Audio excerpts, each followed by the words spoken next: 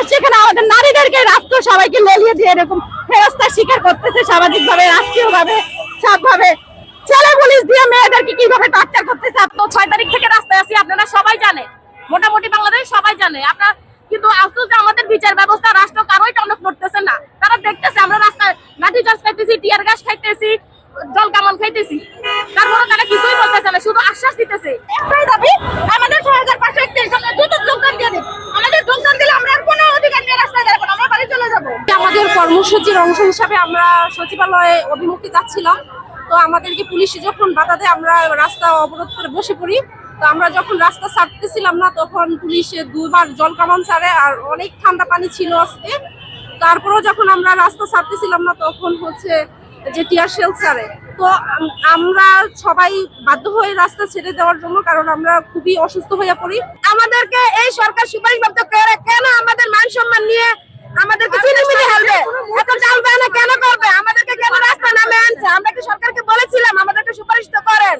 আমরা পড়াশোনা করে চাকরি দিয়েছি, ভাইবা দিয়েছি, তারপরে আমাদেরকে সুপারিশ প্রাপ্ত করেছে, করার পরে আমাদেরকে আজকে রাস্তায় নামাইলো এই সরকার। আমাদের সুপারিশ করার পরও আমাদের এটা স্থগিত করে দ্বিতীয় দফে তাও এই সরকার প্যানেল থেকে নিয়োগ দিয়ে দিছে, তাদের জয়েনিং হয়ে গেছে, কিন্তু আমাদের নিয়ে তার বানা হচ্ছে কেন? এটা আমরা মেনে নিতে পারছি না।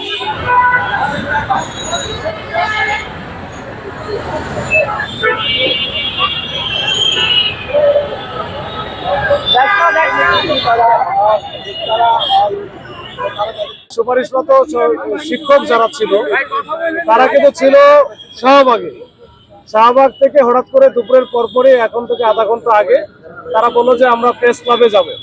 ওদের আসলে বিষয়টা ছিল, ওরা মূলত হাইকোর্টের যে রায়টা ছিল তাদের এগেনস্টে গেছিল। আজকে একটা রায় হওয়ার কথা ছিল, এটা ওরা জানে, পরে এটা কজ লিস্টে আর ছিল না, আজকে এটা উঠায় নাই। যেহেতু উঠায় নাই তো ওরা পরে হয়তো উঠাবে কয়েকদিন পরে, এই বিষয়টা ওরা খুব ভালো করে জানে। কিন্তু ওরা ইচ্ছা করে আমাদেরকে বলছে আমরা প্রেস ক্লাবে যাবো। এই প্রেস ক্লাবের কথা বলে কিন্তু ওরা যখন এই শিক্ষামন্ত্রীর কাছে আসে তখন এরা কিন্তু যাওয়া শুরু করছে সচিবালয়ের দিকে। সচিবালয়ে তো আমরা এমনিতে প্রোডাক্টিভ এরিয়া, এখানে 144 সবসময় জারি থাকে, আমরা তো ওখানে অ্যালাউ করতে পারি না। আমরা যে ওখানে ওদেরকে আটকায় দিচ্ছি, দেওয়ার পরে ছেলেরা চলে গেল, মেয়েরা কিন্তু ওখানে বসে পড়ে এবং তাদেরকে পানি মারা হলেও তারা ওই তারপরেও থাকে। এরপরে আমরা হালকা একটা গ্যাস আমরা দিয়েছি, কাঁদানো গ্যাস, যেটা চোখে এখন নিচে। এই কাঁদানো গ্যাস দেওয়ার পরে সবাই উঠে গেছে, এখন এরা বিমান থেকে চলে গেছে।